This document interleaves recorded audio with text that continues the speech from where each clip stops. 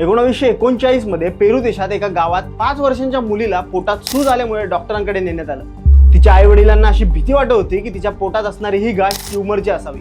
आणि तिचं पूर्ण चेकअप केल्यावर रिपोर्टमध्ये काहीतरी भलतंच सत्य समोर येतं। अवघ्या 5 वर्ष 7 महिन्यांची असणारी लीना ही 7 महिन्यांची प्रेग्नंट असते।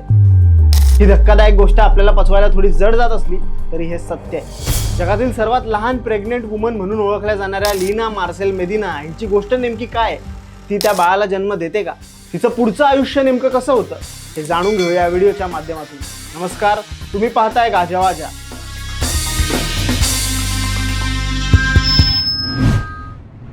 1939 साली पेरूमधील त्रिकोपा नावाच्या गावात लीना मेडिना नावाची एक लहान मुलगी राहत होती। वय फक्त 5 वर्ष, केसात वेणी, हातात बाहुली आणि चेहऱ्यावर निरागस हसू। घरची परिस्थिती बेताचीच, वडील मजुरी करणारे, आई हाऊसवाईफ, पण ही हसती खेळती लीना एक दिवस अचानक पोटात दुखतंय म्हणून रडू लागली। पुढे घरगुती उपचार करत काही दिवस निघून गेले, पण तिचं पोट दुखणं काही कमी होत नव्हतं। हळूहळू लीनाचं पोटही वाढायला लागलं। सुरुवातीला आईला वाटलं कदाचित अपचन असेल, पण दिवसेंदिवस तिचं पोट जास्त फुगू लागलं। गावात अफवा पसरल्या, कोणी म्हणालं हिच्यावर सैतान चढलाय, कोणी काही मंत्रतंत्र सुचवले। आधीच घरची परिस्थिती गरीब असणाऱ्या लीनाच्या फॅमिलीने डॉक्टरांकडे जाण्यापेक्षा जादूटोण्यावरच आधी विश्वास ठेवला। मांत्रिक, झाडफूक, ताईत सगळं करून झालं, पण लीनाची अवस्था बदलली नाही। उलट लीना दिवसेंदिवस गोंधळलेली व थकलेली दिसू लागली। शेवटी तिच्या वडिलांनी तिला हॉस्पिटलमध्ये नेण्याचा निर्णय घेतला। डॉक्टरांनी तिचं चेकअप केलं, रिपोर्ट पाहिला, पण काही क्षण ते गप्पच राहिले। आणि मग त्यांनी जे सांगितलं ते ऐकून तिच्या आईवडिलांपासून, तिच्या त्या छोट्याशा गावापासून ते जगभरातील मीडियापर्यंत सगळ्यांना धक्का बसला। ती गोष्टच तशी होती।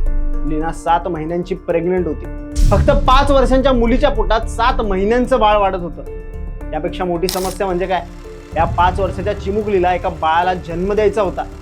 लीनाचं शरीर एवढं नाजूक असल्यामुळे नॉर्मल डिलिव्हरी शक्य नव्हती। मग 14 मे 1939 रोजी डॉक्टरांनी सिझेरियन केलं। देवाच्या कृपेने आणि डॉक्टरांच्या स्किल्समुळे ते यशस्वी ठरलं आणि चक्क 5 वर्षाच्या लीनाने एका निरोगी मुलाला जन्म दिला। बाळाचं वजन साधारण 3 किलो होतं। त्या क्षणापासून लीनाचं नाव मेडिकल हिस्ट्रीमध्ये जगातील सर्वात तरुण आई म्हणून कायमचं कोरलं गेलं। पुढे डॉक्टरांनी तिच्या प्रेग्नन्सीचं नेमकं कारण काय आहे हे शोधण्याचा प्रयत्न केला। अकाली यौवन म्हणजे प्रिकॉशियस प्युबर्टीमुळे हे झालं होतं। काही रिपोर्ट्सनुसार ती 8 महिन्यांची असतानाच तिला पिरियड्स मासिक पाळी सुरू झाली होती असा उल्लेख आहे, तर काही रिपोर्ट्समध्ये हा उल्लेख 2 ते 3 वर्षांची असताना सुरू झाली असा आहे। तिच्या पूर्ण शरीराचा विकास हा एका मोठ्या स्त्रीप्रमाणे झाला होता, पण मन मात्र अजूनही बाहुल्यांशी खेळणाऱ्या लहान मुलीचंच होतं। पण हे सगळं कळाल्यानंतर एक प्रश्न सर्वांना छळवता, लीना प्रेग्नेंट झाली कशी? तिला प्रेग्नेंट कोणी केलं? पोलिसांनी सर्वप्रथम संशय लीनाच्या वडिलांवर घेतला।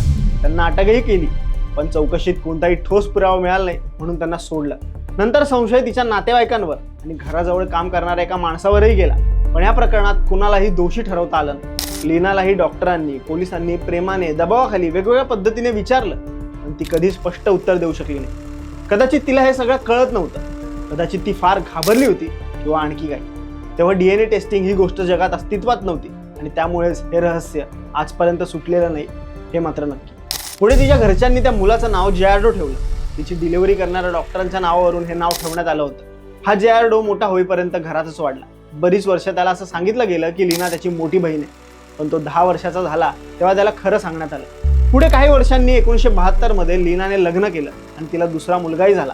पण दुर्दैवाने जेआरडोचा 1979 मध्ये वयाच्या 40शीत हाडांच्या कॅन्सरने मृत्यू झाला। आता मेडिकल फील्डमध्ये लीनाची केस आजही अभ्यासाचा विषय आहे। काहींचं मत आहे की हायपोथॅलेमिक हेमाट्रॉमा नावाचा सौम्य मेंदूचा ट्यूमर प्रिकॉशियस प्युबर्टीला कारणीभूत असू शकतो, पण लीनाच्या तपासणीत असा ट्यूमर सापडला नाही। काही असो, तिचं प्रेग्नेंट होणं ही विज्ञानासाठी आजही एक रेअर केसच आहे। शिवाय ती नक्की चाइल्ड सेक्शुअल अब्यूजची बळी होती हे सत्य सुद्धा नाकारू शकत नाही। आज लीना मेडिना जिवंत आहे की नाही याची खात्री नाही।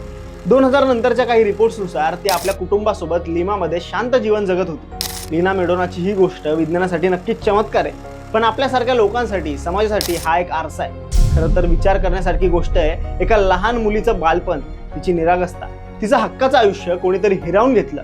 कोण, कसं, का याची उत्तरं आजही मिळालेली नाही। तुम्हाला ही गोष्ट कशी वाटली आम्हाला कमेंट्समध्ये नक्कीच सांगा आणि अशाच इंटरेस्टिंग गोष्टी जाणून घेण्यासाठी गाजावाजाला लाईक, शेअर, फॉलो आणि सबस्क्राईब करायला विसरू नका।